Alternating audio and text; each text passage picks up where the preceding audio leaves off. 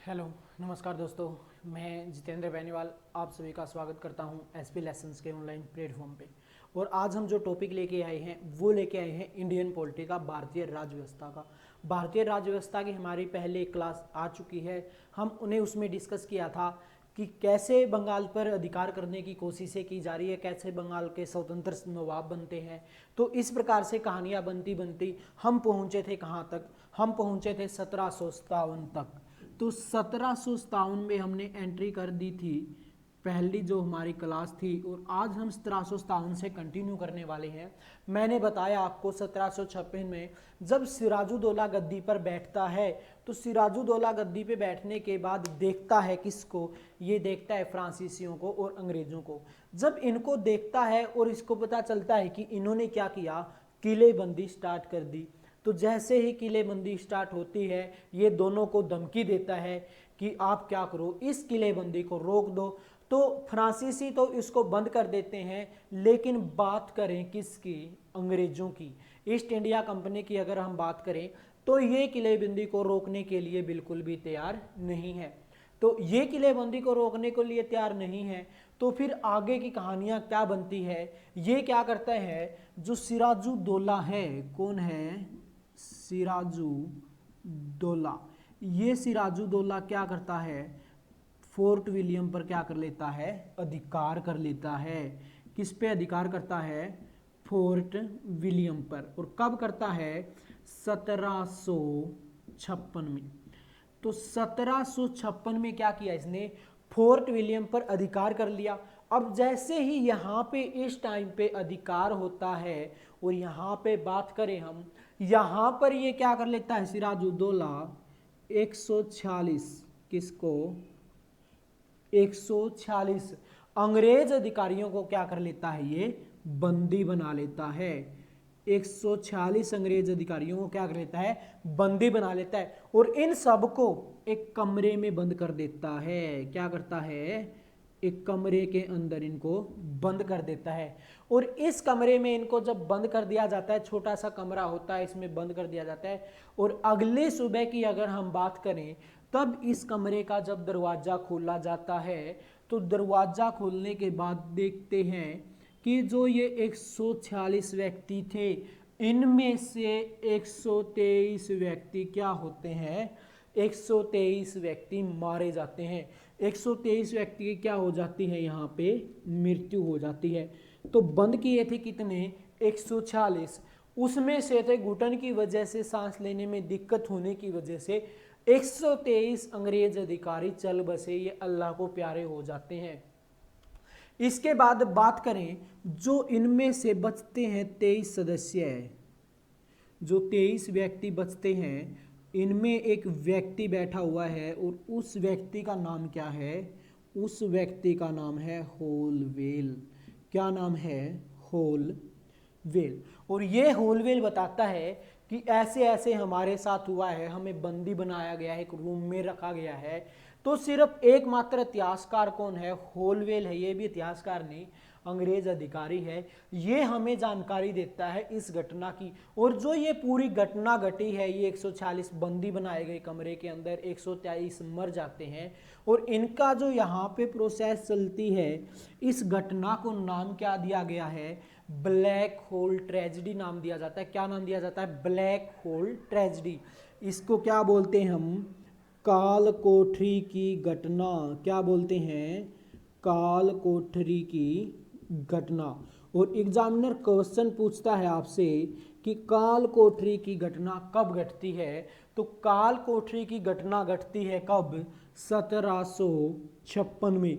Starting किस प्रकार से होती है? जब इन्होंने किलेबंदी स्टार्ट कर दी, लेकिन ये मानते नहीं हैं, इन्होंने नहीं माना, तो सिराजुद्दौला ने फोर्ट विलियम पर अधिकार कर लिया, और वहां पर 146 अधिकारियों को बंदी बना लिया, और उनको एक कमरे में बंद कर देता है, जिसमें से अगली सुबह जब दरवाजा खोला जाता है, तो सांस लेने की दिक्कत से या घुटन की वजह से क्या हो जाता है? 123 व्यक्तियों की क्या हो जाती है? मृत्यु हो जाती है। क्या हो जाता है? 123 व्यक्ति की मृत्यु हो जाती है। अब यहाँ पे 123 तो चल बसे, बचे कितने? मात्र 23। और उन 23 में एक व्यक्ति का नाम आता है किसका? होलवेल का। और होलवेल ये सारी घटना बताता है कि ऐसे ऐसे घटना हुई है, और इस घटना को क्या नाम दिया जाता है? काल कोठरी की घटना। क्या नाम दिया जाता है इस घटना को? काल कोठरी की घटना का नाम दिया जाता है। इंपॉर्टेंट क्वेश्चन बनता है कि काल कोठरी की घटना कब घटी? तो काल कोठरी की घटना कब घटी थी? ये घटी थी जी 1756 में। अब अंग्रेज क्या करेंगे? क्या अंग्रेज चुप बैठने वालों में से हैं? तो आप कहोगे नहीं जी, अंग्रेज चुप नहीं बैठेंगे। तो अंग्रेज चुप नहीं बैठते हैं, तो अब क्या होगा? 1757 में क्या होता है?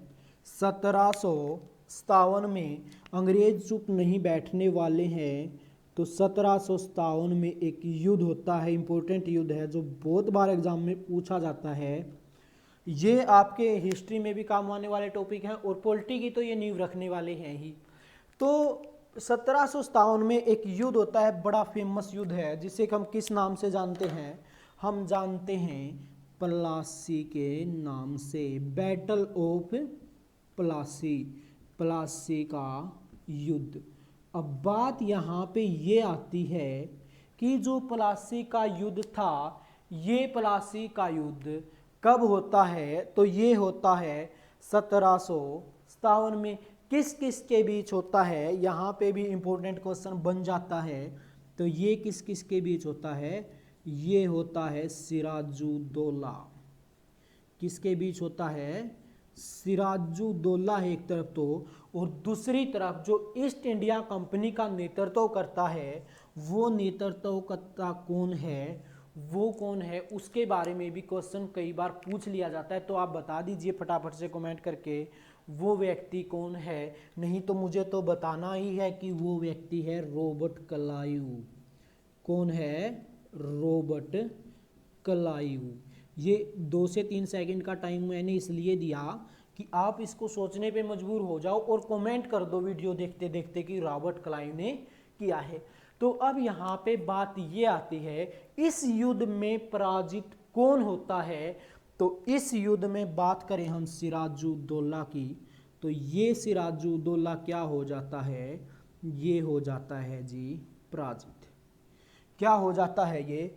ये पराजित हो जाता है। कौन? सिराजुद्दौला। कौन से युद्ध में? 1757 के प्लासी के युद्ध में। अब सिराजुद्दौला यहाँ पराजित ही नहीं, यहाँ पे मारा जाता है। और यहाँ से अब इंपॉर्टेंट क्वेश्चन बहुत सारे निकलने वाले हैं। यहाँ पर क्या होता है? सिराजुद्दौला का ही सेनापति, सिराजुद्दौला का एक सेनापति है जिसका नाम क्या है? हम यहाँ पे इसको मेंशन करते हैं, प्लासी के युद्ध को। सिराजुद्दौला का एक सेनापति है, कौन? मीर जाफर। कौन है? मीर जाफर। और एक और इसका सहयोगी है मीर जाफर का, नाम क्या है? राय दुर्लभ। कौन है? राय दुर्लभ। तो मीर जाफर और राय दुर्लभ की अगर हम बात करें, तो ये दोनों व्यक्ति क्या करते हैं? सिराजुद्दौला के साथ विश्वासघात कर देते हैं। अब जैसे ही ये विश्वासघात करते हैं, तो सिराजुद्दौला क्या हो जाता है? पराजित हो जाता है और युद्ध स्थल पे मारा जाता है। लेकिन बात ये कर लें, एग्जामिनर और क्वेश्चन पूछता है कि विश्वासघात किसने किया? मीर जाफर और राय दुर्लभ ने। लेकिन क्वेश्चन ये भी आ जाता है कि सिराजुद्दौला के साथ शहीद कौन हुए? ये तो क्या है? विश्वासघाती। कौन है जी? विश्वासघाती। जिसने क्या किया था? सिराजुद्दौला के साथ विश्वासघात किया। लेकिन क्वेश्चन यहाँ से भी तो आता है, शहीद कौन थे? 1757 के प्लासी के युद्ध के शहीद कौन थे? तो कौन कौन है? मोहनलाल। क्या है? मोहनलाल क्या माने जाते हैं? इसके शहीद माने जाते हैं। और इसके अलावा यहाँ से जो इंपॉर्टेंट क्वेश्चन निकल के आता है, वो क्वेश्चन बनता है ये कि जो प्लासी का युद्ध हुआ था, इस पे क्वेश्चन क्या बना इतिहासकार में? इतिहास का सबसे छोटा युद्ध। तो इतिहास का सबसे छोटा युद्ध कौन सा है? प्लासी का युद्ध। मात्र 1.5 घंटे ये युद्ध चला था। कितने टाइम? मात्र 1.5 घंटे में ये युद्ध फिनिश हो जाता है, इसलिए इसको बोला जाता है इतिहास का सबसे छोटा युद्ध। इसके बाद और यहाँ पर बात बने, कहानियां क्या बनती हैं वो देख लीजिए। क्वेश्चन कितने सारे बन गए। युद्ध एक और क्वेश्चन देखो, प्लासी का युद्ध कब हुआ? 1757 में। सिराजुद्दौला और ईस्ट इंडिया कंपनी या रॉबर्ट क्लाइव। जो रॉबर्ट क्लाइव है ये ईस्ट इंडिया कंपनी का नेतृत्व कर रहा था। इसके विश्वासघाती कौन है? मीर जाफर और राय दुर्लभ। 1757 के प्लासी के युद्ध में सिराजुद्दौला के साथ शहीद कौन हो जाता है? शहीद हो जाता है मोहनलाल, और एक है इसके साथ मदन लाल। मोहनलाल और मदन लाल यहाँ पे क्या हो जाता है? शहीद कहलाते हैं 1757 की क्रांति के, वो सॉरी प्लासी के युद्ध के। इतिहास का सबसे छोटा युद्ध कौन सा है? प्लासी का युद्ध। मात्र 1.5 घंटे चले।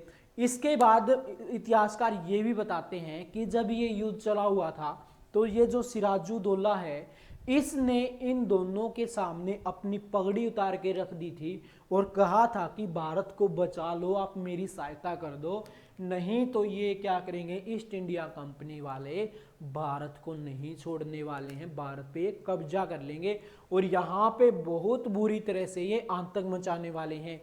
लेकिन मीर जाफर और राय दुर्लभ ने सिराजुद्दौला की बिल्कुल भी नहीं सुनी और विश्वासघात किया और यहाँ पे सिराजुद्दौला चल बसता है। इसके बाद अब बात कर लेते हैं, सिराजुद्दौला जी तो नहीं रहे, अब बंगाल का अगला सूबेदार कौन बनता है? सॉरी, बंगाल का अगला नवाब कौन बनता है?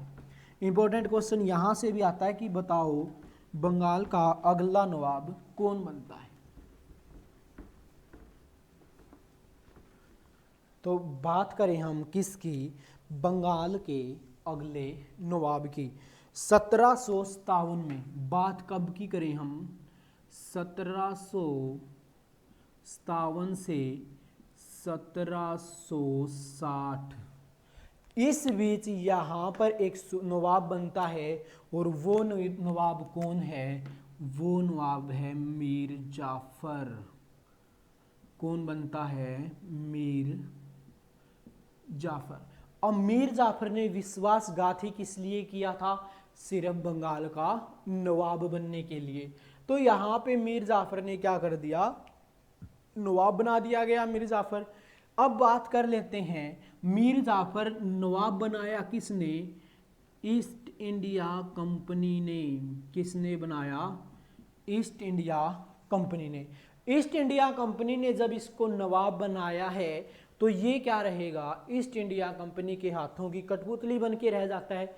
तो कठपुतली ये बन के जब रह जाता है महाराज किसका? ईस्ट इंडिया कंपनी का, तो ये अब परेशान हो गया कि अब ये किसके अंदर कुछ ना कुछ क्या हो गई? देशभक्ति जगने लग गई जी। और इसके अंदर जो देशभक्ति जगी वो किसके लिए परेशानी बन जाती है? वो परेशानी बनना स्टार्ट हो जाती है ईस्ट इंडिया कंपनी के लिए। तो इसका फायदा किसको मिलता है? बात करें हम 1760 से 1763, फिर कहानियां बदल जाती हैं और मीर जाफर की जगह अगला नवाब आ जाता है। कौन? मीर कासिम। कौन आता है? मीर कासिम। अब जैसे ही मीर कासिम यहाँ का अगला नवाब बना 1760 से 1763, अब यहाँ पे हम बात करते हैं कि यहाँ पे कहानियाँ किस प्रकार से बनती हैं। यहाँ पे कहानियाँ इस प्रकार से बनेंगी कि जो मीर कासिम है ये ईस्ट इंडिया कंपनी से जाके मिलता है और इनको बोलता है कि आपने देख लिया मीर जाफर को नवाब बना के, वो आपके साथ क्या कर रहा है, आप कार्य करते हो और वो बीच में टांग अड़ा देता, आपको कार्य नहीं करने देता अच्छे से, आप मुझे नवाब बना दीजिए एक बार यहाँ का, और फिर देखना आप जो भी कार्य करना चाहते हो ना वो सारे के सारे कार्य क्या होंगे? आपके लिए अच्छे होंगे, मैं उनमें क्या करूँगा? आपकी हेल्प करूँगा। इस प्रकार से बातें बोलता हुआ और यहाँ पे अंग्रेजों का पिट्ठू बन के फिर ये एक बार क्या बन जाता है? मीर कासिम नवाब बन जाता है। लेकिन बात करें मीर कासिम अंग्रेजों की गुलामी नहीं करता बल्कि इनको क्या करता है, नचाता है। अब अंग्रेज ईस्ट इंडिया कंपनी जो भी कार्य करती है उन पे बीच में बाधा पैदा करता है कौन, मीर कासिम। अब ये बीच में बाधा पैदा करता है। अब इसको अंग्रेज बोलते हैं कि जी आपने बात क्या कही थी और आप कार्य क्या कर रहे हो। तो मीर कासिम बोलता है जी मैंने आपको बोला था कि आप जो भी कार्य करोगे मैं आपको आगे मिलूंगा, और मैं ऐसा ही तो कर रहा हूं, मैं कम कर रहा हूं, आप कुछ भी कार्य करो मैं आपको आगे मिल तो रहा हूं। वो तो आपके समझने का फर्क था, आपने उसको किस वे से समझा है। तो अब इनको लगा ईस्ट इंडिया कंपनी वालों को कि भाई मीर कासिम है ना जो, ये बंदा अपने काबू में आने वाला नहीं है, ये हमें छोड़ेगा नहीं, ऐसी ऐसी बातें बोलते हैं। और ईस्ट इंडिया कंपनी क्या करती है, फिर से चाल चलती है और मीर कासिम को गद्दी से उतार देती है। क्या करती है, मीर कासिम को गद्दी से उतार दिया जाता है। और एक बार फिर से यहाँ पर शासक कौन आ जाता है, अगला नवाब कौन बन जाता है, 1763 से 1766 तक। अब अगला नवाब कौन बन जाता है दोबारा से, तो अगला नवाब बनता है मीर जाफर। कौन बनता है जी, ये बनता है मीर जाफर। अब मीर जाफर अगला नवाब बन जाता है कब, 1763 से 1766 के बीच। अब ये नवाब बन गया दोबारा से, तो मीर कासिम इसका बदला लेना चाहता है। ये फील कर जाता है कि तुझे अंग्रेजों ने उतार दिया, आज तुझे गद्दी से उतारा है, कल को ये भारत पे अधिकार करेंगे।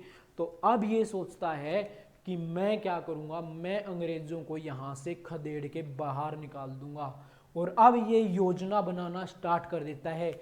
और योजना बनाता है ये किस किस के साथ, ये एक व्यक्ति से मिलता है, किससे, शाह आलम से। किससे मिलता है मीर कासिम, शाह आलम से। कौन है ये शाह आलम, मुगल बादशाह। कौन है, मुगल बादशाह। मुगल बादशाह शाह आलम से मिलता है कौन, मीर कासिम।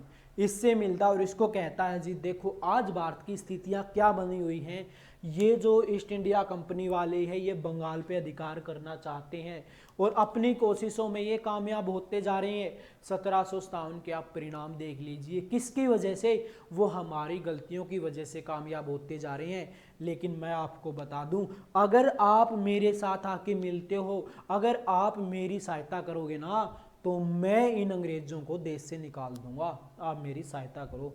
अब शाह आलम को ये बात समझ में आ जाती है और शाह आलम बोल देता है मीर कासिम को कि मैं आपके साथ हूँ। इसके बाद अब मीर कासिम को और भी जरूरत पड़ने वाली है व्यक्तियों की, तो अब ये किसके पास जाता है, अब ये जाता है किसके पास, ये जाता है शुजाउद्दौला के पास। किसके पास जाता है जी, ये जाता है शुजाउद्दौला के पास। अब शुजाउद्दौला के पास ये जाता है और उसको बोलता है कि भाई साहब मैं आपको बात बता दूं एक, अगर मानो तो देखो बंगाल पे ये अधिकार करने की इन्होंने पूरी कोशिश कर ली, अब ये किस पे करेंगे, अब ये करेंगे अवध पे। और शुजाउद्दौला कहाँ का नवाब है, ये है अवध का नवाब, कि अब अवध की बारी है। ये बात शुजाउद्दौला को भी समझ में आ जाती है कि हो तो ऐसा ही रहा है, कहानियाँ तो इस प्रकार से ही बन रही है। तो ये भी क्या कर देता है, इसकी सहायता करने के लिए मान जाता है। तो अब ये भी मान गया। अब देखो शाह आलम भी मीर कासिम के साथ, शुजाउद्दौला भी मीर कासिम के साथ, और तीसरा ये खुद कौन, मीर कासिम। अब ये तीनों मिलकर एक युद्ध छेड़ते हैं, किसके खिलाफ, ईस्ट इंडिया कंपनी के खिलाफ। और ये जो युद्ध हुआ है, इन तीनों ने मिलकर युद्ध छेड़ा है। ये युद्ध कब होता है, ये युद्ध होता है 1764 में। और 1764 का कौन सा युद्ध कहलाता है, ये कहलाता है जी बक्सर का युद्ध। कौन सा युद्ध कहलाता है जी, ये कहलाता है बक्सर का युद्ध। तो कब हुआ, 1764 में। कौन सा युद्ध? बक्सर का युद्ध। और इस बक्सर के युद्ध में मीर कासिम है जो ये मारा जाता है। और यहाँ पे बक्सर का युद्ध कौन जीत जाता है? ईस्ट इंडिया कंपनी जीत जाती है। और बक्सर के युद्ध का नेतृत्व कौन करता है? इंपॉर्टेंट क्वेश्चन बनता है। बक्सर के युद्ध का अंग्रेजों की तरफ से नेतृत्व कौन करता है? तो वो व्यक्ति है कौन? Hector Munro. कौन है? Hector Munro. अब बात करें, ये युद्ध जीत तो जाते हैं ईस्ट इंडिया कंपनी, लेकिन जीतने के बाद इनकी रणनीति क्या है? रणनीति ये है, अब इन्होंने पता लगा लिया कि अगर भारत पे शासन करना है तो क्या करना पड़ेगा? भारत की राजनीति में घुसना पड़ेगा। इस प्रकार से ये योजना बनाते हैं। और 1765 में एक संधि होती है जो किस नाम से विख्यात है? इलाहाबाद की संधि। ये जो इलाहाबाद की संधि किस किस से होती है और क्या क्या इसमें प्रावधान है वो पढ़ेंगे हम नेक्स्ट सेशन में। आज के सेशन को हम यहीं पे ड्रॉप करते हैं। उम्मीद है आपको हेल्पफुल रहेंगे आने वाले एग्जामों में। और अगर आपको लगे कि ये हमारे लिए हेल्पफुल है, आपको पसंद आई वीडियो, अगर आपको लगता है इसमें कुछ चेंजेस करने की ज़रूरत है तो आप मुझे कमेंट बॉक्स में बता सकते हो। आपको अगर ये लगे हेल्पफुल है तो लाइक कर दे, अगर ना लगे तो डिसलाइक कर दे। लाइक और डिसलाइक के दोनों ऑप्शन है। अब आपको जो भी मन में आए आप लाइक करो या डिसलाइक करो, कोई प्रॉब्लम नहीं है। तो कल वाली क्लास में फिर मिलते हैं। हम इस बक्सर के युद्ध को कंटिन्यू करेंगे कि बक्सर के युद्ध के बाद जो इलाहाबाद की संधि हुई उसमें क्या था और कैसे बंगाल पे द्वैध शासन लगा और भारत में किस प्रकार से कंपनी रूल चलता है, ये सब हम पढ़ने वाले हैं नेक्स्ट क्लास में। आज के सेशन को हम यहीं पे ड्रॉप करते हैं।